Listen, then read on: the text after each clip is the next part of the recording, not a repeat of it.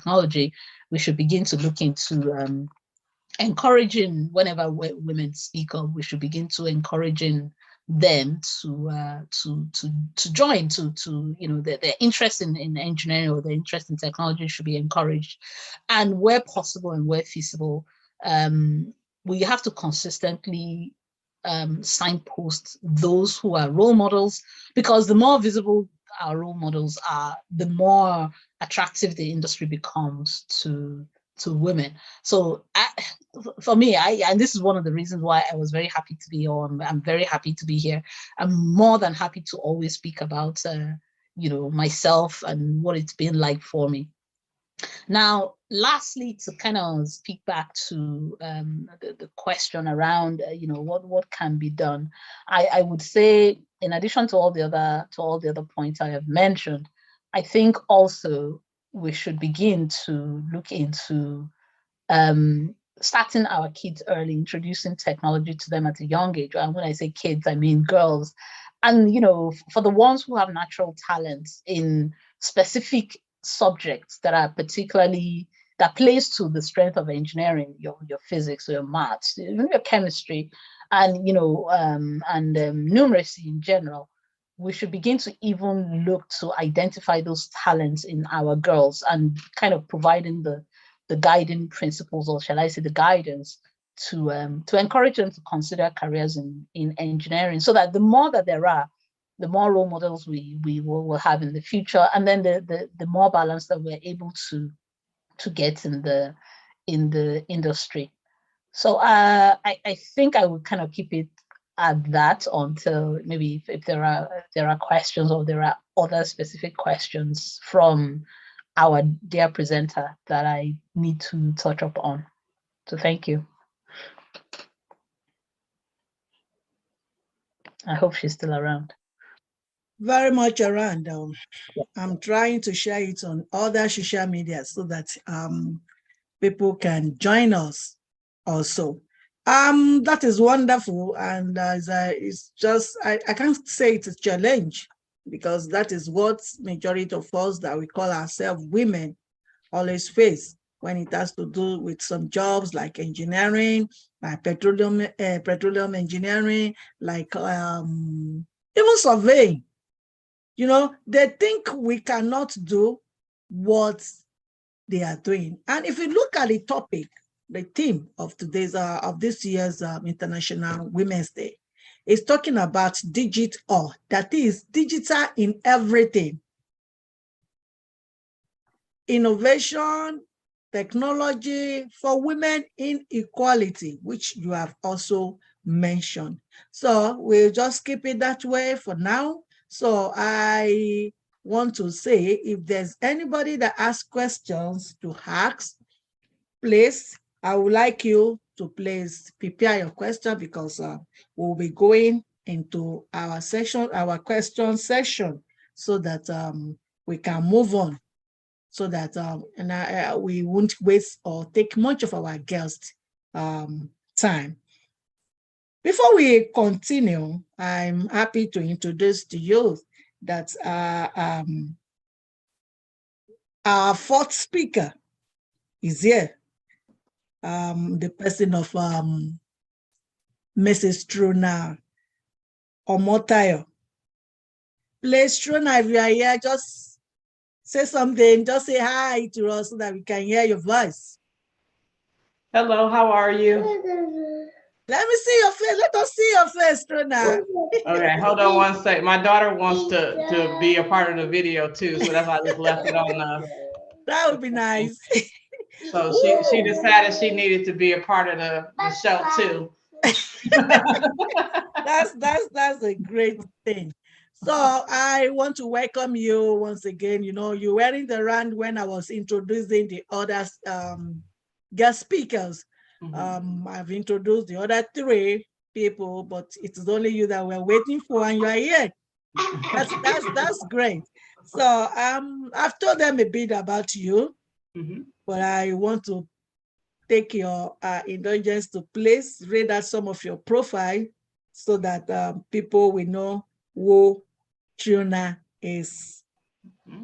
I can go on? Yes. There's something that Trina started with, just like a statement.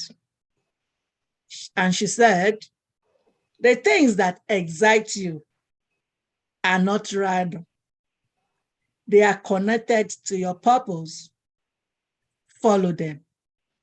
That is a statement from you, Trina Jones Omotayo, affectionately known as TJ Omotayo, happily married to my brother, one and only, Temitope Elevate Omotayo. And is somebody that I've known for over 11 years now.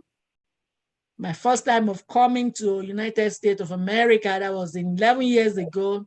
I came in for a program that is the Yoruba Youth in diaspora. That is a program that is organized by Mitope and late Aresheyi Ogunluse. And that is when I met Elevate. And since then, we have been so close, even when I was not in Nigeria. TJ Omotayo has the art to inspire people to be better today than yesterday. Always eager to learn something new. He has spent time at such prestigious institutions as Central Michigan University, at Mount Pleasant, and Southern New Hampshire University. She has lent her expertise in the co-founding of Wazobia Global Network, which she co-founded with her husband, Temitope Elevate Omotayo.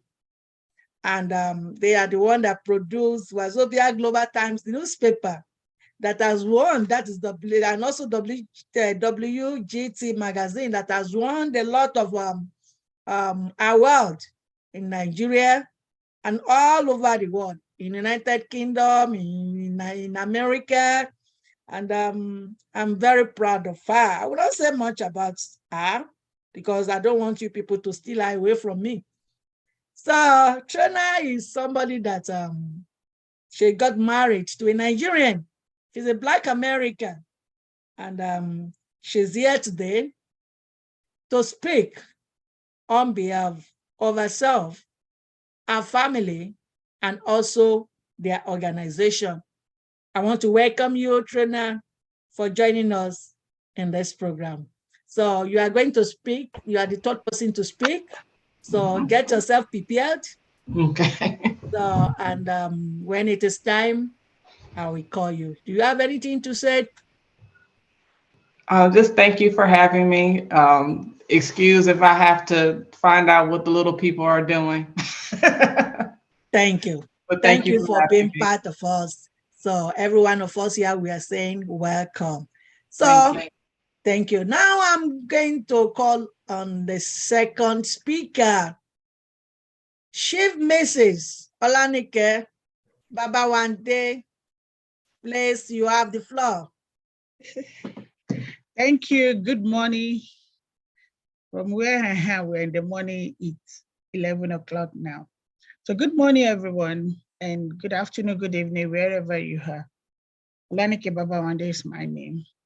I'm a wife, I'm a mother, a career woman, and I'm a Christian, and that says a lot about who I am.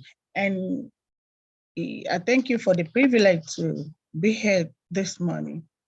So we're talking about how can we empower women to advance in their career and enjoy both their personal life and professional life. And I looked at myself first and I was like, okay, Nike, how did you get to where you are? I was born in Ibadan. All my schools is in Ibadan, and I went to University of Ibadan too. I'm an health educator. I was working with Oyo State Ministry of Health before I relocated to Chicago, US, over 2 decades now. So when I got to US, I was thinking of, okay, let me go and do my master's and being an educator, that means I'll be teaching. Then somebody called my husband and said, your wife, why does she want to continue on education line? She can go into nursing. Nursing is a kind of career that if she goes into it, I said, I can't do it. I don't like blood. And the man said, not every nurses deal with blood. So don't put a limit on yourself. Then I was like, okay, I'll do it. Let me try. If I can't do it, at least there's no hard feeling. You are not a failure if you do something and you cannot succeed in it. So that was why I went back to school. And by that time, I have 2 children. My children were so small, and you can imagine, being in America, no help, only me and my husband, and going back to school. But because I determined in my heart that, okay, I'll do this thing. I'm not a failure. And I'm already dealing with nurses and doctors while I was working with Ministry of Health. That was why I went back to school. And to God be the glory, I was able to finish. I passed my board exam and I started working immediately. So now I look at this topic and I break it down to 4. That number 1, empower. Number 2, advance. Number 3, career. And number 4, enjoyment. So when we say empower, we are saying giving people control, helping people to be able to advance, giving people support so that they can advance in whatever they want to do. And this also goes into supporting people like the foundation that my sister had. It's like something, there's one thing is you have something at hand. You cannot help yourself. Just like when I came in here, that I don't know anything, I don't know what to do. I was still like, and I was able to have somebody to tell me. So sometimes empowerment might not be money. It can be you advising somebody like, hey, can you do it this way? And guide them. You are empowering that person to be able to know what to do at a time. So empowerment is very, very important because it will give people power and control over their own lives. Now going to advance. It's like you cannot advance if you have not started anything. So advance is like moving forward. I've never seen somebody advancing and backing. You have to move forward in a purposeful way. So it's not just moving forward, it's like in a purposeful way, you make progress, forward movement. And I can say when you have that kind of a movement, it gives you opportunity to develop and to improve. So advance comes with improvement in what you are already doing. And now talking about career, as a woman, career is an occupation or a profession, and it goes like whatever you like to do. Like I love my sister, she's an engineer. Even though I was in science class, did physics, chemistry, biology, I didn't see myself as an engineer, So having a career has to do with what do you like? What do you want? What are you going to do that will give you joy? Because when you're doing something that you like, you will enjoy it. It will never be a stress. That's why she can be an engineer and it's never a stress to her. So like I said, a job, you can be a teacher, you can be a doctor, a policeman, a clergyman, and you can be a nurse like me. So that is a career. And you can have more than one career. Like now we're saying women, everyone should have more than one income. So you can have 2 careers. In fact, some people can have what they like to do. Maybe they like to sing. And I used to say, your passion can end up bringing money to your hand. Like if I like to sing and I release a song, and before I know it, that song hits, and I'm making money from it. Also, I'm still practicing as a nurse. That means I have 2 careers, even though it was my passion that now became a source of income. So now enjoyment. Enjoyment comes with a feeling of happiness and satisfaction. Now we're coming to women. How can we get all these things without limitation? Like me, I'm somebody that don't believe in, I cannot do anything. There's this word, the verse in the Bible, I can do all things through Christ that strengthens me. So it first has to come from you that I can do it. Then it is when you say you can do it, it's like you are taking a step forward, that we are talking about advancement. Then now you have already made up your mind that you can do it. Imagine when I came into this country, I came in with 7 months pregnant. So when I came in, I gave back to my daughter, then having 2 children, dealing with them, then going back to school. If I tell you it's easy, it's a lie, because there's nobody to take care of them. But because I proposed in my heart that I can do it, now we want to bridge it to our people in Nigeria or women all over the world. Number one thing is you have to know what you want to do. You have to know that thing that is making you happy. And there is no limitation. Don't ever limit yourself. There is no age limit in going back to school. And that is where it comes to technology now. It is more easier.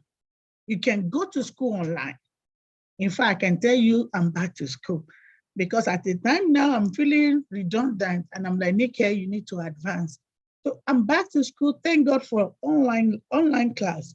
So before I know it, I'll finish. So if you're a woman, you are a mother, and you feel like you are not yet where you want to be, never limit yourself. All you need to do is to plan. Sit down with your husband, have a plan on what you want to do, and start. Don't despise little beginning. If others are taking 5 classes, if it is only 1 class you can take, you can start. That is how we can bridge the gap in the third world country, where women would think, I am now a mother, I have so much at my hand, I cannot do this, I cannot. Once you say you cannot do something, you will not do it. You will not get it done at all. But once you say, I can do it, so now we are now encouraging ourselves. Know, what did you want to do? What is that thing that makes you happy? Choose a career. Okay, you want to be a nurse. You are now 40 years old. It's never too late. You are now 50 years old. It's never too late. If you can give 15 good years into your life, if you can work for the next 15 years between 50 and 65, and you retire at this career that you just chosen, you are still a successful woman. So let's encourage everyone that really want to advance, that really want to enjoy their marriage, because nowadays, women, we cannot afford to be a liability. No man want to have a liability as a wife. So you have to be an asset. And in a way for you to be an asset, to enjoy your marriage, to be at peace with yourself, is to have your own income. You cannot rely on what your husband will give you. I used to tell people, if my husband is multi-billionaire, please, you have to pay me, put me on paycheck. I want to get paid. I want my own money. I want to feel confidence that this is my own income. So in bridging the gap, we should not limit ourselves. We should not think it is over. Let's go back to school. There are part-time classes that mothers can go to. And it might look like it's going to take much time, but just start. Before you know it, you will finish. Anything you don't start, you cannot finish. And that is how we can empower ourselves. That is how we can advance. That is how we can enjoy our marriage. That is how we will now even be a good role model for our children, because whether we like it or not, children are looking at their parents, they're looking at their mom, and they will like, if my mom can do this, then I can do it. I stumbled at what my daughter wrote in one of her essays in school. I was marveled, like, wow. She wrote some things and she said, my mom used to tell me, the way you dress is the way you'll be addressed. And I hold on to that word. And whenever I'm going out, I'll look at myself like, do I dress enough for where I am going? And I was like, wow. So, she wrote it in an essay. She submitted it in class. I was checking the house and I saw it and I'm like, wow. So whether we like it or not, what I'm trying to say, children learn from us. We are what they say. It's no more like do as I say. It's do as I do. So women, in order for us to empower ourselves, we need to have a career. We need to advance. We need to upgrade. That is the word. If you don't limit yourself to, okay, I am a nurse. No, now we have like in America, we have LPN, we have RN, we have BSN, we have MSN, we have nurse practitioner. And from nurse navigator, we have doctorate degree in nursing. So until you get to that doctorate degree, that is the highest level, but don't limit yourself. In other professions too, I know there are different things that we need to do. All we just need is go back to school. That is the weapon. Go back to school, upgrade yourself, never limit yourself, never say no. We can do all things through Christ that strengthens us. We need to not limit ourselves with our age. I have a patient, the woman was 65 years old when she got her first degree. And I asked her, I said, hey, why did you go back to school? She said, Nikki, they call me Nikki. She said, Nikki, I just want to have this degree. And she took a picture with a graduation gown that when you enter her house, that is the first thing you will see. When she said, when I wakes up in the mirror, I looked at it and said, yes, you did it. You made it. Even though this woman didn't get this degree because she wants to work, but that thing give her joy, give her peace that, yes, I did it. I'm a graduate. So also, we are the architect of our own life. As a woman, we cannot just let go and say, my husband says, you can imagine when your husband is advancing, getting all this degree and you are not, because you say you are wearing, you are taking care of your children. Before you know it, you will not be on the same level. Your sense of reasoning will be different from each other. And women, we cannot afford to be put behind. You don't want to be sit-at-home mom, but you want to be a woman of a woman of substance. You want to see yourself in the mirror and say, yes, I am a handmaid of God. And you want to make sure you didn't go to jail. You didn't go to grave. You explore, you give back to the community everything that God has given to you. We cannot afford to die with it. And that is why we need to look into ourselves and make sure we are at the level that God wants us to do. We should, like I'm saying, don't limit yourself, have a career, advance on your career, and enjoy your marriage. Spend time with your children, spend time with your husband, spend time with your family, serve God, do everything that makes you happy.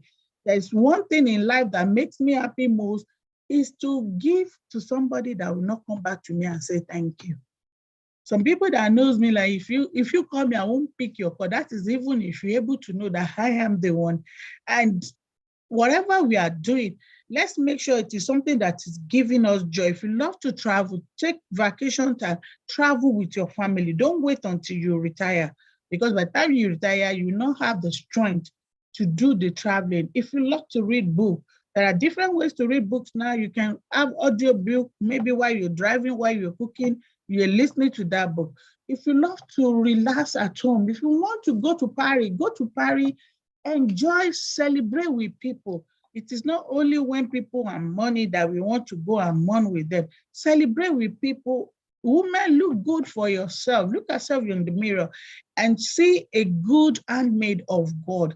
And that is when we can enjoy ourselves. That is when we can be a blessing, because if there is no joy in you, there is no way you can give what you don't have. So as a woman, we are celebrating ourselves, and the only way we can get to that level that God has created us to be is to look at ourselves and believe in ourselves, advance, have something you are doing. God will only bless the work of your hand. So when you don't have anything in your hand, what do you want God to bless? And we cannot continue to be at the neck of our husband. We are supposed to complete them. We are not in the game of competition. We're not competing with anyone, but be the best and you will enjoy yourself and spend time with your family. Do what makes you happy. And don't forget, woman, check yourself. Health is wealth. Make sure your health, you're checking up on your, go to the hospital, do your checkup, do everything. If you're on medication, take your medication. Take your medication, make sure you are taking care of yourself. You are what you eat. The food we eat, the food we give to our family is very, very important. Those are the things that will help us to live an healthy life. A lot of people with talent are in the grave because they did not take care of the body. And before they know it, the body cannot do it again. Even though they have all the talent, they have everything, the money, everything, they died. That will not be our portion. Thank you, everyone. This is wonderful. This is wonderful. Thank you, Chef Mrs. I know definitely you still talk about our heads. Thank you for reminding us. Thank you, thank you, thank you so much. Like I said, every one of us that we are having questions, please, we give us opportunity to ask questions. But now I want to welcome Mrs. Trina Jones Omotayo. It's your time to speak to us. You're welcome, Trina. Once again, thank you for having me. So the question that was proposed to me was technology and innovation in America and how we can bridge the gap from America to the continent of Africa. What I find that not necessarily that we need to bridge a gap, but we need to expose each other to different things. So either being in Africa or in America, we have a tendency to look at the things that are in our face. So we look at the lawyers, we look at the doctors, we look at the musicians and people that are on stage that we see, not realizing that there's people in the background that will not allow these people to do their jobs if they didn't do what they were supposed to do. So if the sound engineers are not there, the people that do the computer technology that sets these systems up like we're on right now, there's someone that built that code for us to be able to do those things. So if we expose ourselves to these other opportunities, we will realize that there's other things that we can do and other things that we are interested in. So we have a tendency sometimes to look at ourselves and say, well, I can't do what this person does, or I can't do what this person does. But you weren't meant to. You were sent here for a specific purpose. So the thing that you enjoy, the thing that you like is what you're supposed to follow behind, which is why I gave you the quote before. Because sometimes we have a tendency to compare ourselves to what one person is doing versus the other. And even with that, the different things that we've done with the magazine and the newspaper, I didn't know what I was doing when we decided we were going to do those things. I had to figure out how that worked. So I had to go expose myself to how do you print a newspaper? How do you build a website? How do you do those things? And realize I enjoyed it. I would have never known if I wasn't exposed to it or didn't have to know that information. So sometimes we have to get out of our comfort zone and move into places that we never thought that we would move into, talk to people we never thought we would talk to. There's different organizations that you can communicate with that will tell you about the different things that they do. And because we are in the technological age that we're on, you don't have to physically be in the room. You can do exactly what we're doing right now. We're on Zoom.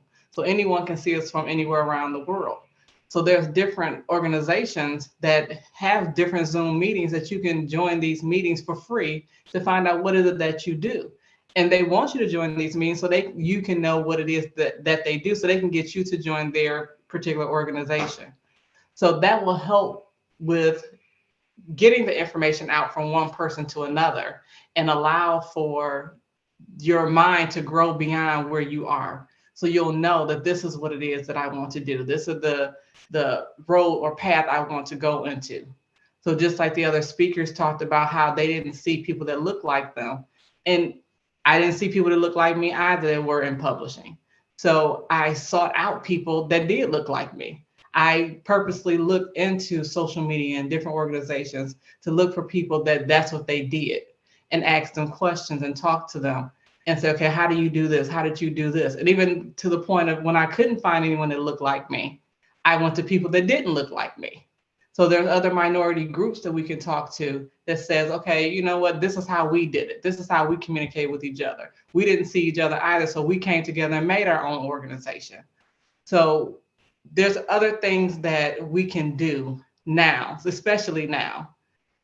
Even though we all lived through COVID and it was a bad thing, there are so many things that came out of it that was positive.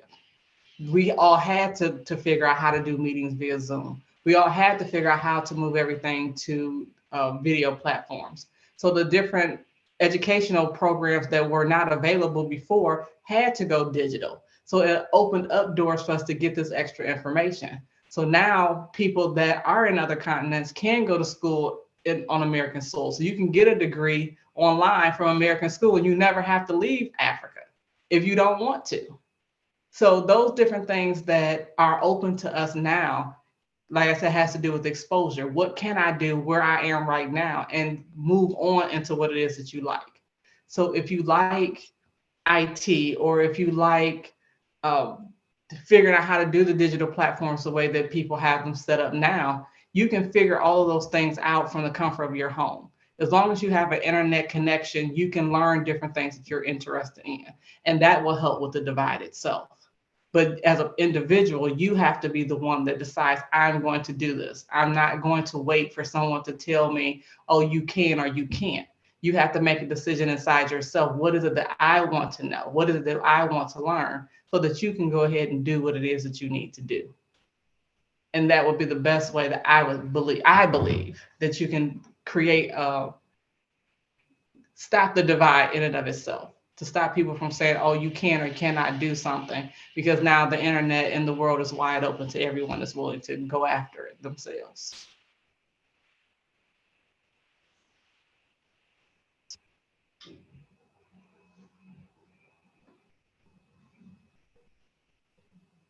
Are you true? Yes. I'm not very long-winded. I try to get to the point.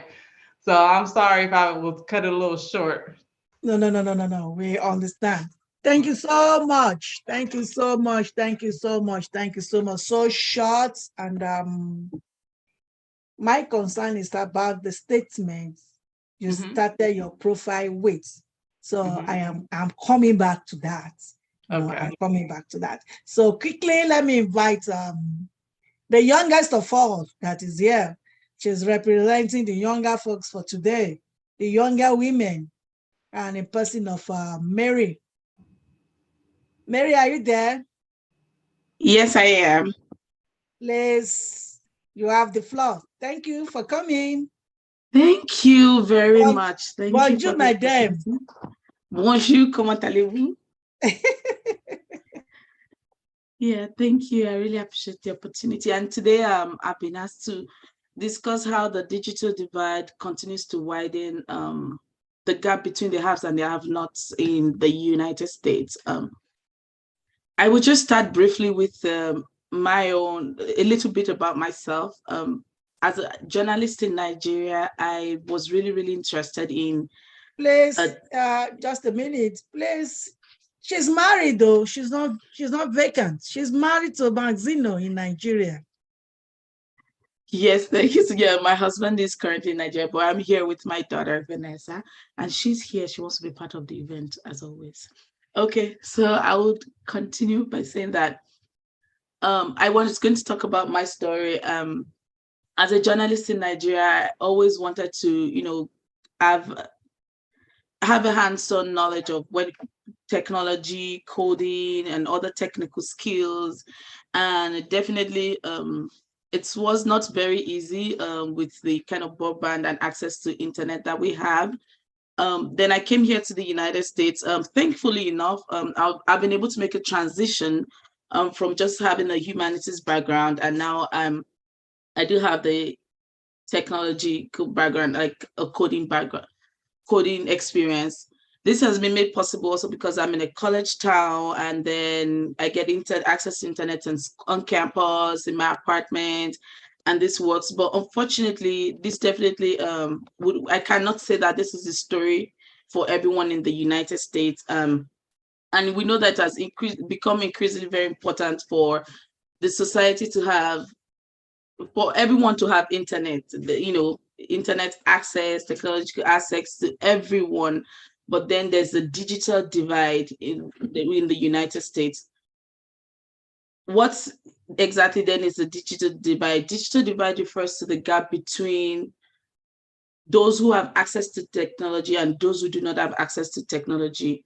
This divide has been widened in recent years, with many low-income families, rural communities, and then minority groups having lacking access to the internet.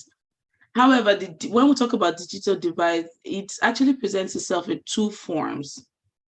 There's a form of people who don't even have access to internet at all, like they just don't have access to internet. They cannot access, if they have to travel out of where they are, if they wanted to have access to internet.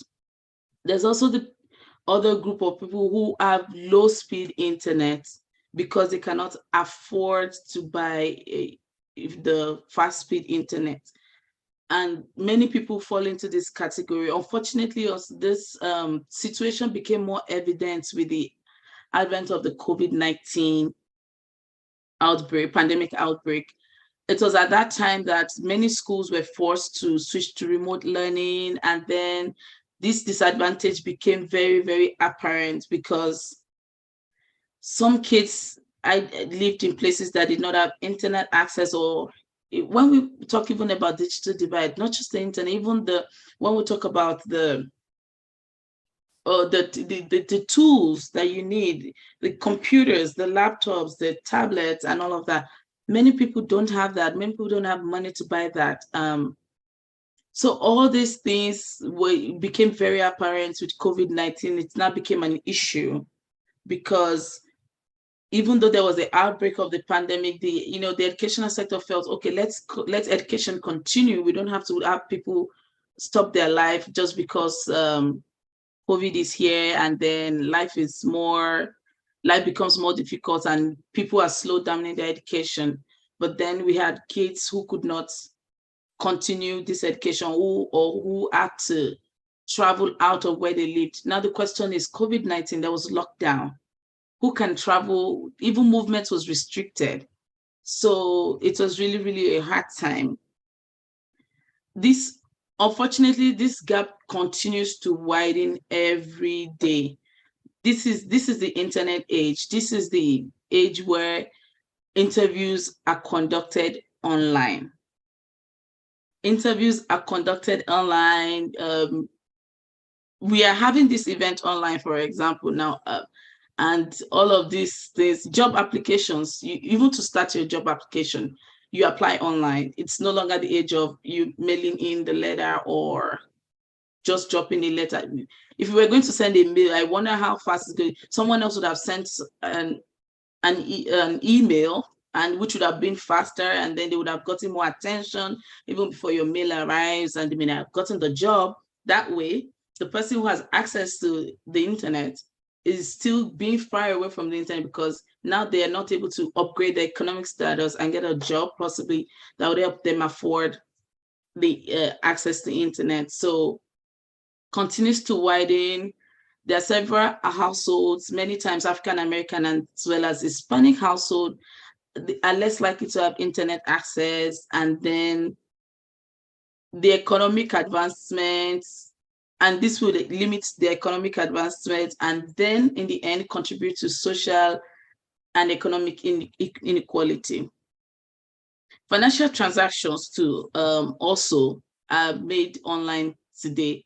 So if I wanted to pay for a service, if I wanted to access a service, I would need the internet, and I would need a phone or a tablet or something to be able to access the service. If they do not have access to this, then they would also have financial difficulties.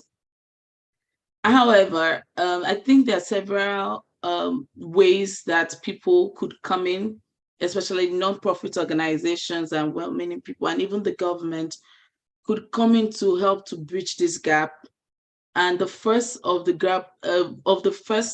step, I would say, is that there should be an expansion of the infrastructure to reach underserved areas. And when we even talk about the expansion, it doesn't have to be something massive. Sometimes we talk about rural areas, they have limited, they don't even have internet services at all. Some of them have libraries. You can use the library as a space to, first of all, provide internet services, and then students could possibly use a place like that for classes, for homework, and things like that. Also, apart from the library, even schools themselves, it's very important that rural places don't even always have a very large population. So it would be good if we provide internet services and extend broadband to these areas.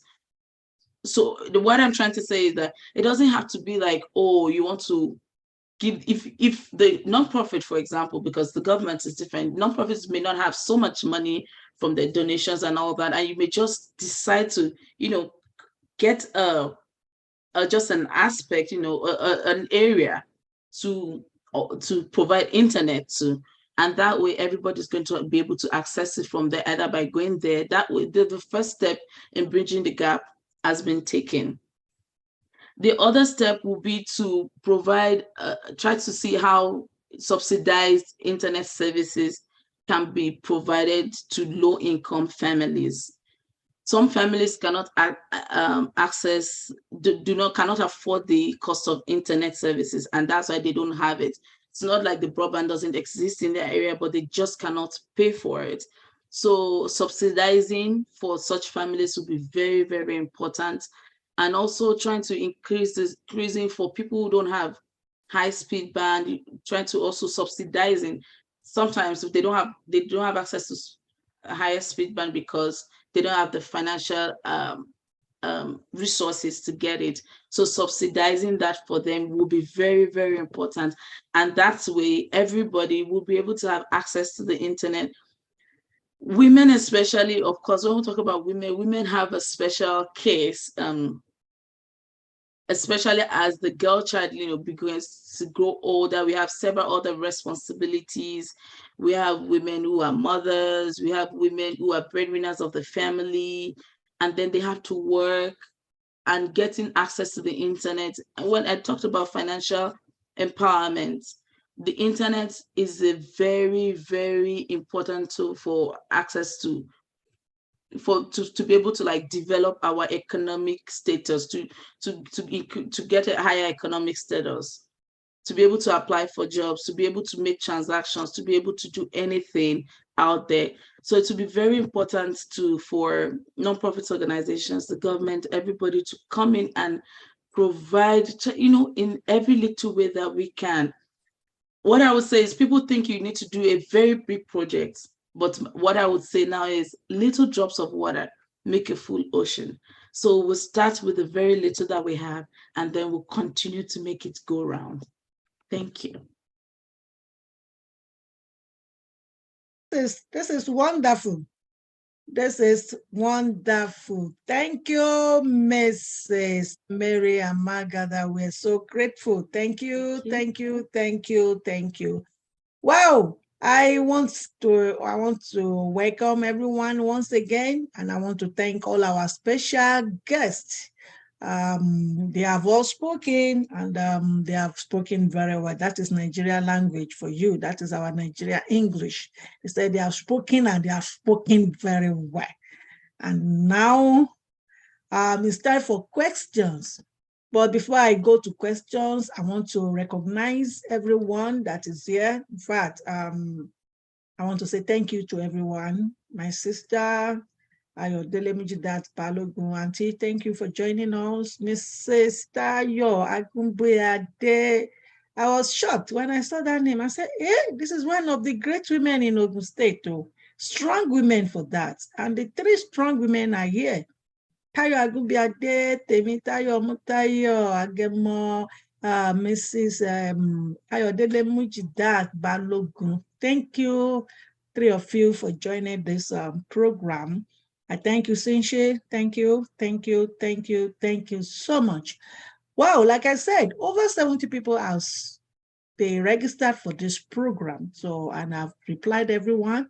I don't know why they have not joined. I know Nigerian network, but at the same time, I believe they will soon be joining one after the other. So let's go to the question. Please, if you are a participant, because I will still call for people to speak, but I want people to ask questions now. So if you have questions, please kindly identify by raising up your hand so that we can call you and you can speak.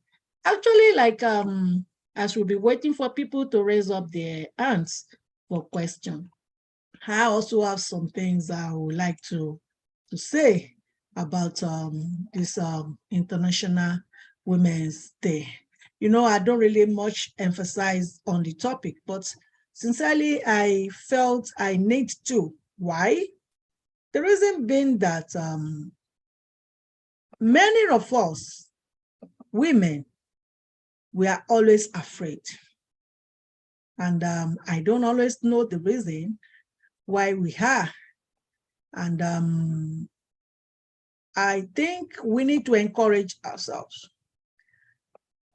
And a gender-responsive approach to innovation, technology, and digital education can increase the awareness of women and girls regarding their right and civic engagement, if you can support what I said. And advancement in digital technology offer immense opportunity to address development and humanitarian challenges according to the United Nations. But in most developing countries, because I will always refer back to my country, which is Nigeria, a majority of the speakers that are here, they are Nigerians. And fine, they are outside the country, and but they have been able to achieve one way or the other. So I would like to throw these questions to every one of you, because this is a non-profit organization, and what we are looking at is ways that we can improve ourselves in developing and impacting the lives of our people, both in America and outside America, in Nigeria. Because like I said, Jehovah the Key Initiative is based in Nigeria and also registered here in America. So we have some things we do it there in Nigeria, and we have some things we do here in America. So I want to throw this question first to the last speaker. Fine, you have said it. Yes, and from our, let me say, our past experience, because we both work in the same office. We know how we struggle for laptops. We know how we struggle. I'm sorry, I'm not exposing a whole international broadcasting station of the country, because that is the only international broadcasting station that we have in that country. That is the only one. And we try as much as possible to see how we can struggle with BBC, struggle with CNN, struggle with Voice of America, struggle with your French organization. And we try to have MOU with this, MOU with that, but still, they are even as we are no more there, they are still fighting for computers. They are still fighting. And we say we are going digital. In fact, the government even put it in a way that, okay, oh, digital 2020, don't forget that digital 2020.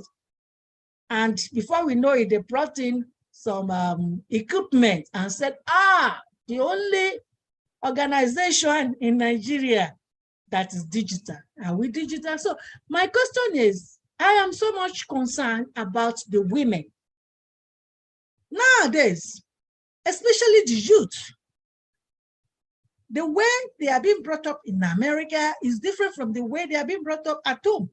So what do you think as an organization we can do to impact the lives of these younger ones? Because look at you. You came in with first degree. You had 2 additional degree, master's degree, which is not possible at home. So how can we as an organization be able to impact in the lives of our people at home so that it can be part of our focus in the next this year project? Because though we have a plan already, but at the same time, looking at the topic, we still look at what we can do for the women development this year, because it don't have to do with money. So, but what do you think we can do? Thank you. Thank you. I think the first thing that needs to be done when it comes to digital divide for women is that we need to get them access to access to technology, providing them devices. When I say, okay, devices, we need to, first of all, is it laptops we want to get? Is it the tablets? Is it even smartphones? Some people don't have smartphones. They just have the normal pin pad phones. So getting them that first and foremost is the very first step. Because I've talked to people back home and someone would tell me, someone who's a graduate says, oh, I don't really know how to use the computer. And this is because they do not have the finances to buy a computer. So the first step will be to get these devices for people. Let them familiarize themselves with it. Let them get used to it. That, because it's not, when you talk about devices, when we use smartphones, you don't really have to go to school to learn about a smartphone or something, but the more you use it, the more you learn about it, the more you get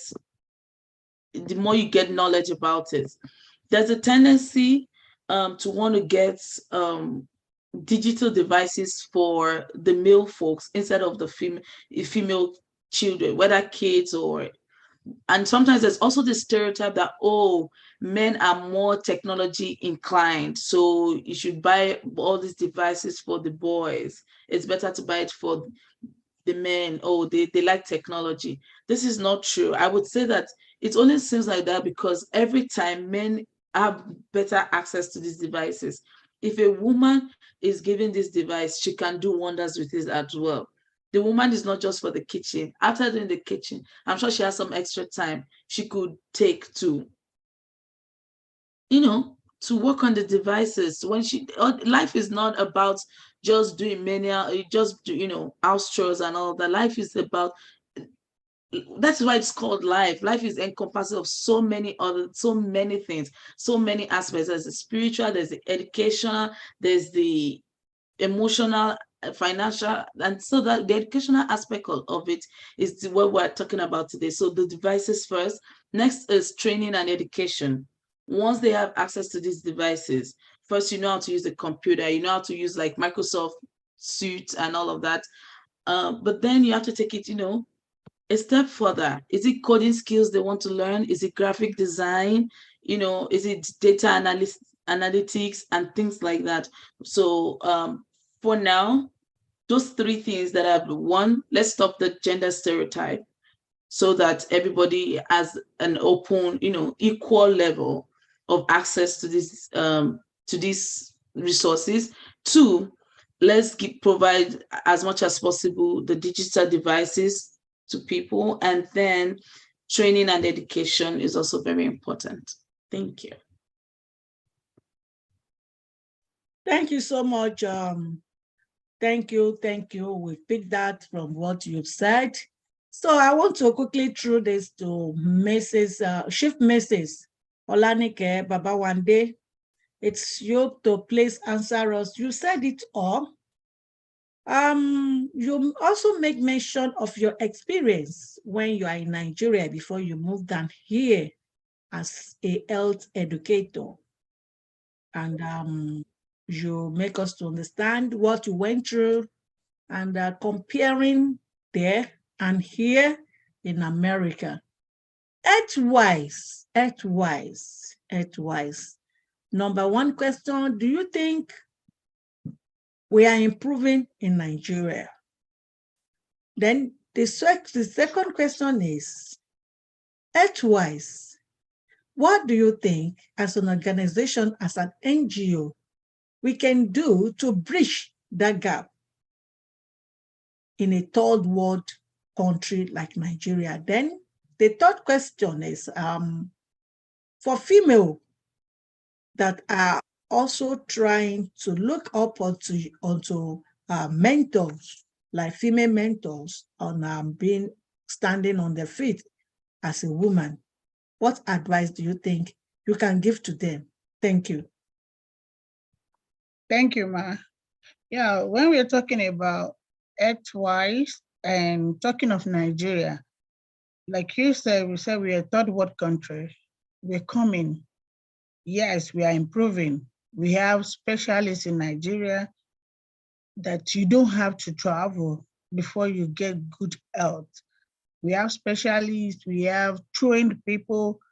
So I would say we are improving and there's still room for improvement. So we are begging our government to look into health as very vital, that they need to really, really put money into. You can imagine, all of us, we knew what happened during COVID when people cannot travel. So everybody are limited to where you are, whatever facility, whatever you have within your community, we provide what you need. And that is why we have some people died. And you can imagine where we have everything here, people are dying. Now compared to where we don't have enough. So we are improving and we know we can still improve. So our government should please, health is wealth. You cannot have your life without living an healthy life. And talking about foundation, like our non-profit organization, been there, done there, or how do they say it? We've been doing it. So the only thing is to have the heart of giving. And we can impact our society. We cannot go back to Nigeria now and say we want to give back to the whole country. But in any little way we can. I used to tell people, I always go to Nigeria for medical mission. I've been going for years now. And we cannot reach everywhere. But anywhere we go to, we make sure we impact that neighborhood. At least we'll give them 6 months medication, thanks to Fumi Adewale Foundation from Chicago here. They will give them 6 months medication. You can imagine giving a diabetic patient 6 months medication. Somebody with high blood pressure, 6 months medication. So there was a year we went and the woman came and she said, my medication finished yesterday. I was like, no, Mama, how can your medication finish yesterday? She said, I was not taking it every day. I was taking it every other day so that it can last, because I cannot afford to buy this medication. So when I heard that you're coming tomorrow, I took the last one. You know, that thing really touched my heart, that thank God for this foundation, giving back and saving lives. So our foundation, we can go back to it could be 500 people, it could be 200 people, and you just give back. And if every one of us can do it, so they'll say, if you cannot go there, your money can help. If we can support this foundation that goes and take care of people, you can imagine people will leave their work, their family, and go and spend time, expose themselves. But still, please, let's give to a non-for-profit organization like this, and we are sure that they are good people, that they will go back and give back to our community. Now talking about mentors, you know, I always say that everybody must have somebody you are looking at. And whether we like it or not, like I said, our children are looking at us. Also, if you are privileged to have somebody pick us as a mentor, we should know that this is a work that God gives to us. This is a life. It's like we give back. And no mother will give back to a child without taking care of that child from breast milk to solid food to monitor to taking care. I don't want to use the word mentor. Take care of your child. Make sure they eat, they take their immunization. You know, everything that we do to children. The same thing goes to when we have somebody to mentor. Never look at somebody by age and say it's because this person is 70-year-old and I am now 60 years old. This person can mentor me. Anybody can mentor anyone. You just want to look at the person that wants to mentor you. What does she have that I really need? Because what you don't have, you cannot give. It's like now somebody want me, it's like if I need a mentor now, I know my field, I know my passion, I know what I want to do. So I should look out for somebody that I know is doing that thing so that I can tap knowledge, I can seek for advice. The Bible even says we should seek for counsel. So you need all the advice, all knowledge that you can get. So when somebody now comes to us, if we are now a mentor, if I'm a mentor, I should be able to give everything in my hand. The sky is too big for two birds to collide. So you cannot hold everything to yourself and say, I don't want to tell people. I want everybody to know. I've been in this country for more than 20 years.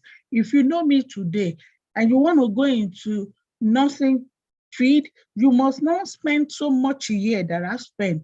If you should know me and you are now spending more a year going to school, then I am a bad person because I should have known better.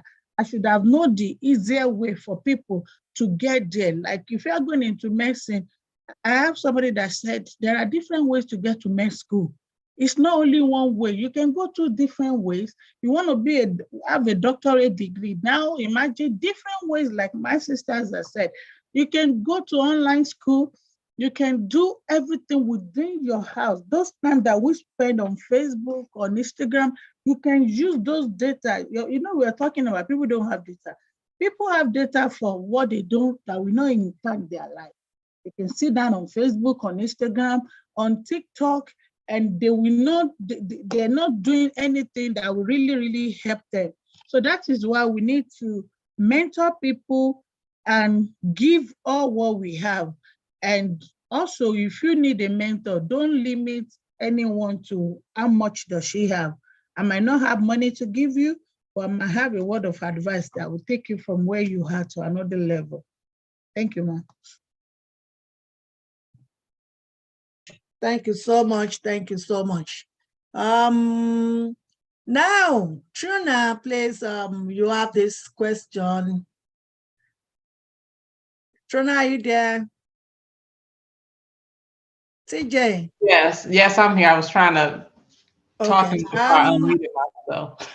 The first statement I read from your profile said, the things that excite you are not random. They are connected to your purpose. Follow them. Can you please expatiate on this? Can you please, on this area of gender inequality, about female, male, this is a child, this is, please, and I want you to please. The second question will now be, okay, just finish the first one because I don't want to give you much stress. So I came across that quote as I was looking for other inspirational quotes, and I actually put it in a planner.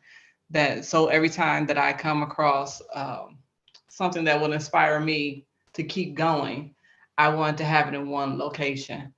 So with that particular quote, it made me remember when I was a kid that I wrote stories and did plays and different things like that in my room with my imaginary friends, that I did all these different things. And I was like, okay, well, this is what I want to do. Because as a child, we're more connected to what God sent us this earth to do. So we are more interested in things. We're curious. We look at different things. We seek out different people. As we get to be older, we have a tendency to look at what can I do so that I can get paid? How can I take care of myself? Or even you have adults in your life when you tell them, oh, I want to do this. And they say, well, no, don't do that. That's not something that'll help you. So I want with that quote itself, I want to help people to identify what is it that lights you up? What is it that sets your soul on fire? It may be something that you thought about when you were a child. It may be something that you were exposed to when you have gotten older and talked to other people and realized these are the things that you wanted to do. So in the book that my husband, me and my husband published is Unleashing Your Talent. The book itself has different stories of different people that listened to their parents to say, this is what I want you to do, because they saw something in them and they led them down that road to be the successful people that they are. Some people didn't listen to their parents at first, and then they came back around and said, yes, I need to listen to what you said because you really saw something in me that I didn't know. I was running from it, whichever one it is. But one of the stories that stood out to me was a young lady that listened to what her parents told her to do. She was from Michigan. She went to Wayne State University. They wanted her to be a psychiatrist. So she went to school to be a psychiatrist, did everything she was supposed to do, got to her last year, and she had to do an elective. So for her elective, she decided, okay, well, I want to lose some weight, so let me choose dance. So she can get some exercise and get the elective out of the way, and then she can move on and she would graduate the following year. So in this particular story, she goes into her dance class and finds out that she loves it. And she loves it so much is that she seeks out other things that she can do to keep dancing. She's still looking at it as not as a career, but as something I can do for exercise and because I love it. So then later on, after she graduated, because she still did continue with the degree, but she got so good at it that she went on to dance all over the world. So it's not that we always know ahead of time what it is that we're supposed to do. Sometimes as we're following our dreams and we're following our path and we're walking out what God will have us to do, we find out the thing that he sent us to this earth to do. So if she didn't go to school and try to become a psychiatrist, she would have never found out that she loved dance and could be a dancer. She was just thinking it was just something that she could do. So in that, when you find those things that light you up, when you find those things that you think about all the time, that you wake up and you think that I should be doing this, those are the things that you should follow. So as you follow and you go along, you find out, yes, this is what I was supposed to do. This is what God sent me to this earth to do. And you prosper at it. Your gifts make room for you. So you find yourself in places where you talk to great people and you do great things.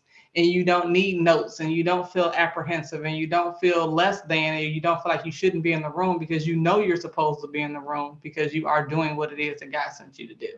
So that's why that quote means so much to me, because it's just to follow and go where God will have you to be, the place that he will have you to be, is so empowering, so liberating, and so opening. So when you have boys and girls that they want to go into something that may seem untraditional. So like I was saying about how we are so used to saying, okay, women, you should be nurses, or boys, you should be doctors. If that's not their passion and that's not what they're into, then lead them down that way. If they want to go into IT, lead them in that direction, show them these are the different things that you can do. You can do coding. There's the video games that everyone is into. Someone has to write that code to make that video game do what it needs to do.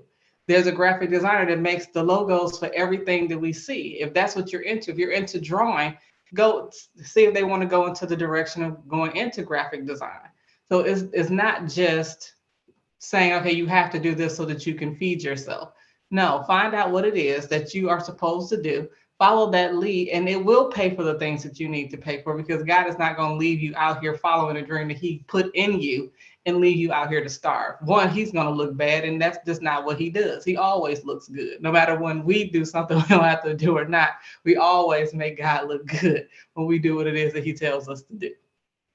So just constantly, and even not even just children, constantly look and see, what is it that God will have me do? What is that you want me to do today? It may not be what you wanted me to do yesterday. And we stumble into doing what it is that we were supposed to do sometimes because we are being hard-headed, not listening, whatever it is that we should not be doing. Or we do it and say, okay, well, I'm going to do this because, or I'm going to do this because I know that this will make money for me, or I know that this is what everybody else is doing, whatever it is that people make those decisions to do those things. as a kid, like I said, me doing the different books and stories. As an adult, when I shifted over, I thought, well, I can't do that. I can't make money from that. To get to the point which I am now, that's what I do. I write stories and write books and come up with different characters out of thin air, different things like that. It's like, oh God, this is what you sent me for. And I'm like, well, I told you that a long time ago. You just didn't listen. So as long as we listen and keep going and keep moving, we'll get to what it is that he will have us to do. And we will be more accomplished, and we will get a chance to do the things that how to bless other people. When we do what we're supposed to do, we get the opportunity to bless other people. And that's the biggest thing. It's not just for you. Your goals and your purpose is not just for you, so that you can bless other people.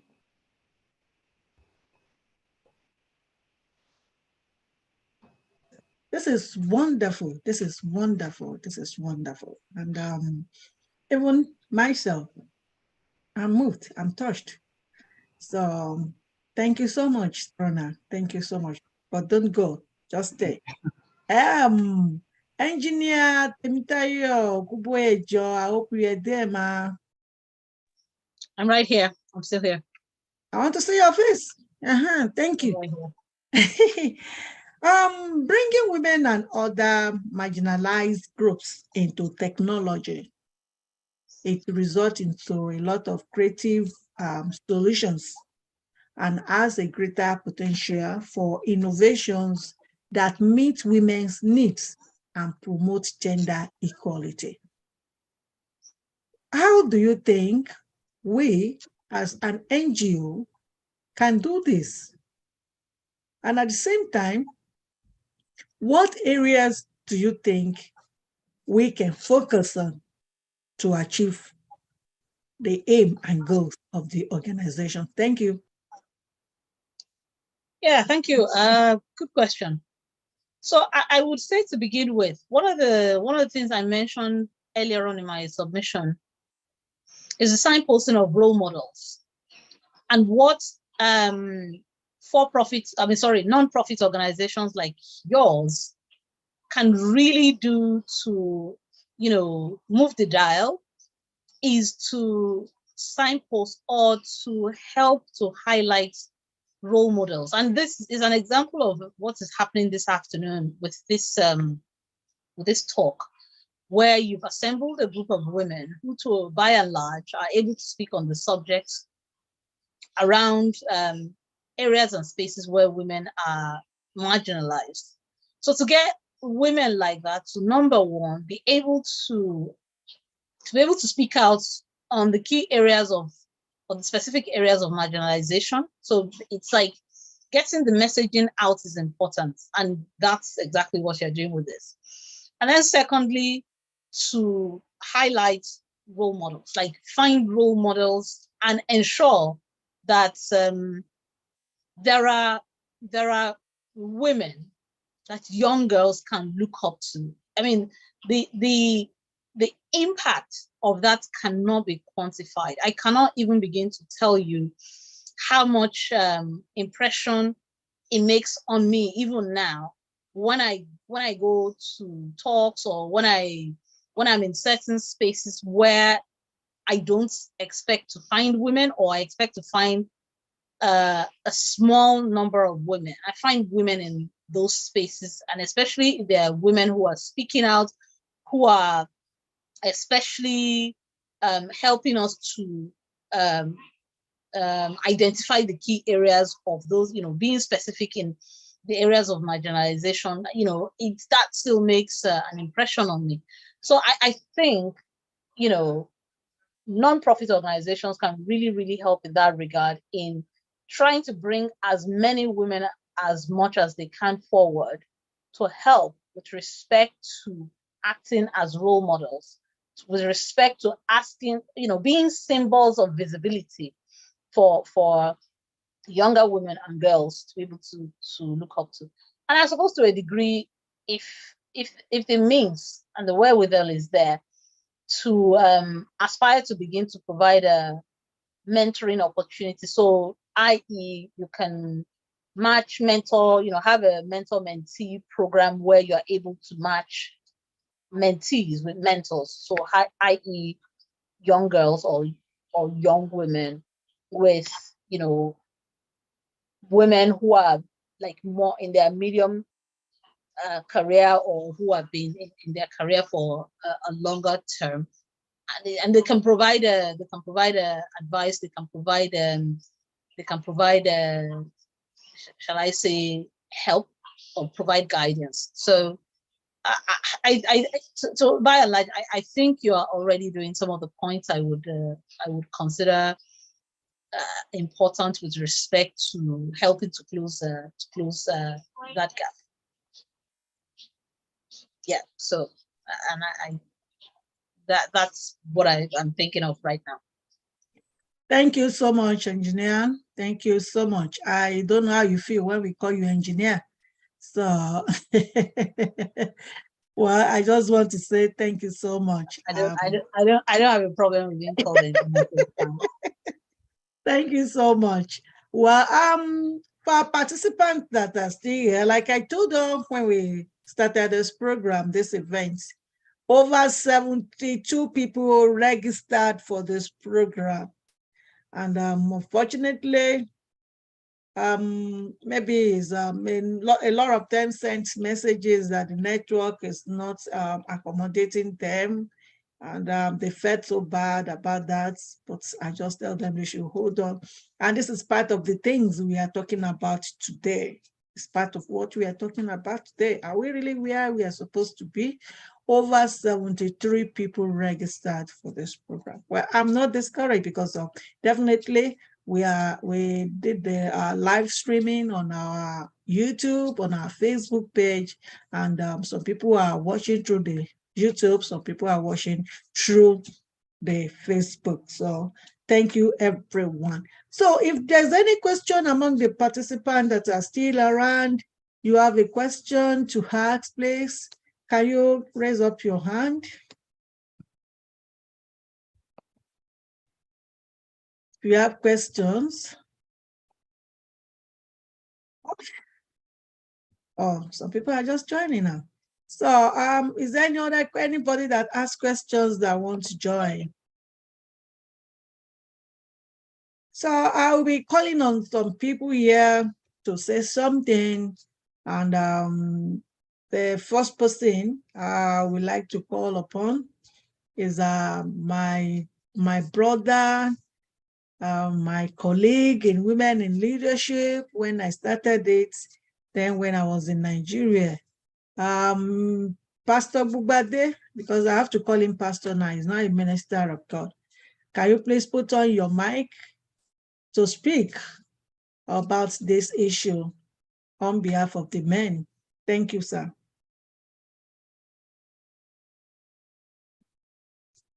Unmute yourself, please.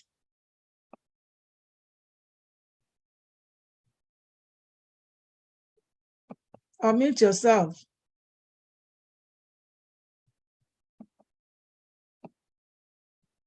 I've asked you to unmute. Well, if we are still waiting for him, so Mrs. Wande Williams, you are welcome, man.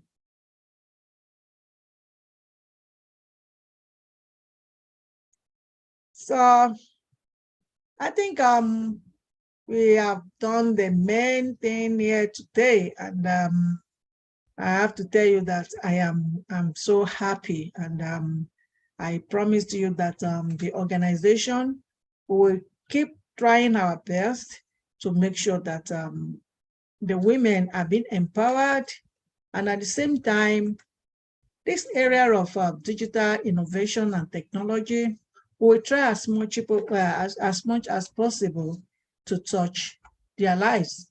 And I believe sincerely that this event will bring a lot of transformation in the lives of our women development projects. And that is why you see us bringing technologists, engineers, innovators, entrepreneurs, and gender equality activists. Okay, you are on, because the person that is about to talk now, he is a gender equality activist. Please, can you please say something?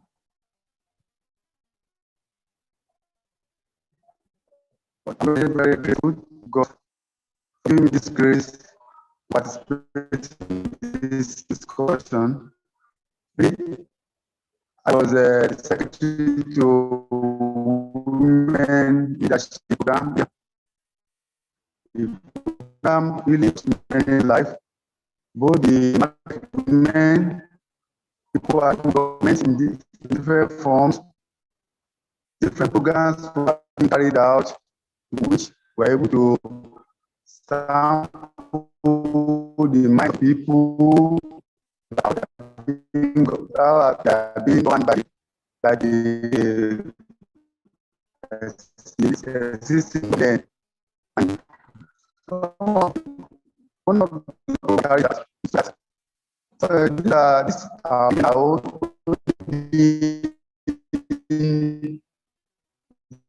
use the them and not come back to fulfill their promises to them. By and large, we put up some reports, send it to the government, and some of them, the politicians, along the way, they are very met. So, and the women are very happy for our participation in programs here in Nigeria. We glorify the program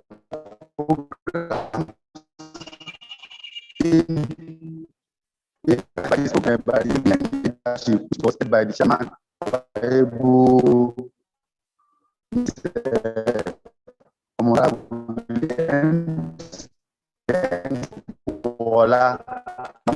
so for the actions for the ones and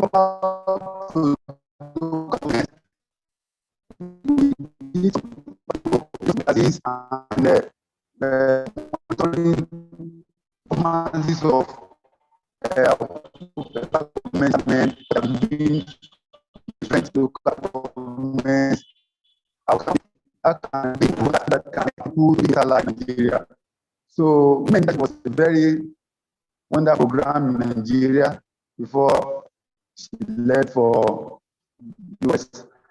We brought that job. Now she's not US.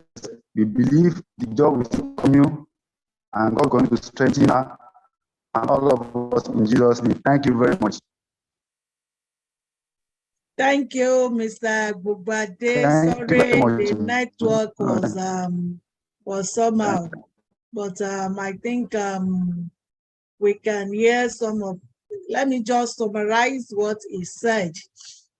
Before I left Nigeria, that was we're talking about almost 10 years, 8 years ago, when I was still in Lagos before I was transferred to Abuja. So I started Women in Leadership organization where he happened to be my secretary, and I was able to do a lot of programs for students, for market women, a lot of people. And I thank God today that all what I did when I was in Lagos is still there for us to see. And the market women in Lagos, I thank God for their life, because I make the government, I forced the government of Babatunde Fashola then, I forced him to recognize the market women in Lagos State then. So I thank God that now in Jehovah the K initiative, we have moved forward and we are going higher. So thank you for joining us. I never knew you are going to join. Thank you so much. I really appreciate you, sir. Thank you for all your support all the time. You know, he's the secretary. He will type all the letters. He will do all the printings. He will do all the banners. Even in the night, he's still at Shomolu trying to print t-shirts, do that. My own is just to say, this is the program I have. This is the money I want you to go and use for it. So I thank you so much, and God will continue to lift you up. So we have come to the end of the program today. Wow, it is wonderful to have everyone here. Please, if you are the one with TechnoSpark Go 2020, please, can you please identify yourself? I want you to say something.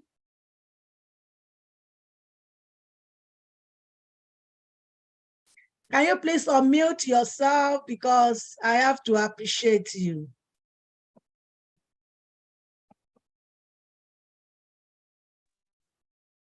Hello, good day, everybody. Are you hearing me now? We can hear you, sir. Oh, Pastor Babalola, thank you for joining us. We just saw the... Okay. Yeah, Pastor Babalolu, yeah, I really enjoy. I don't know if it's possible just to pray for everyone. Yes, I don't even know you are the one. I just saw the TechnoSpark. So you are going to pray for us. If I'm permitted, yes, I will call you when it is time, sir. Thank you so much. Thank you for joining us. Thank you. The church is part of the church that Jehovah the King Initiative is helping the widows, the less privileged. Can you please say something about that?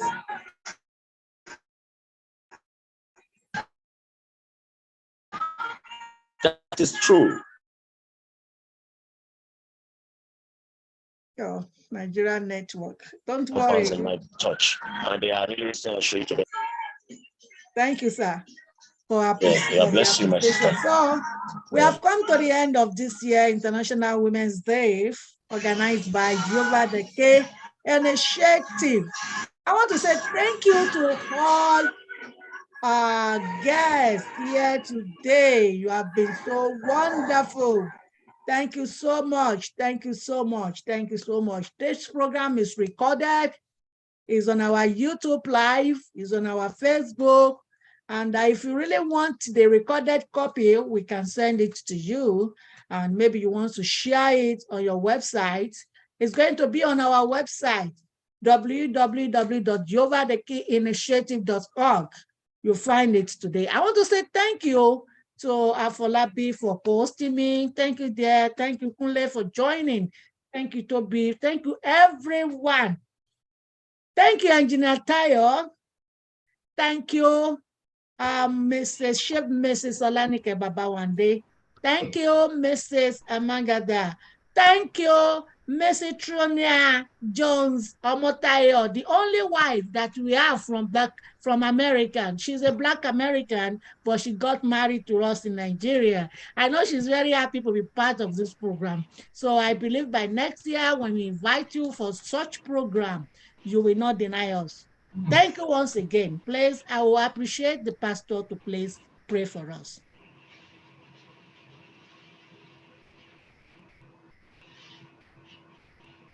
Please unmute yourself, sir. Unmute yourself, please.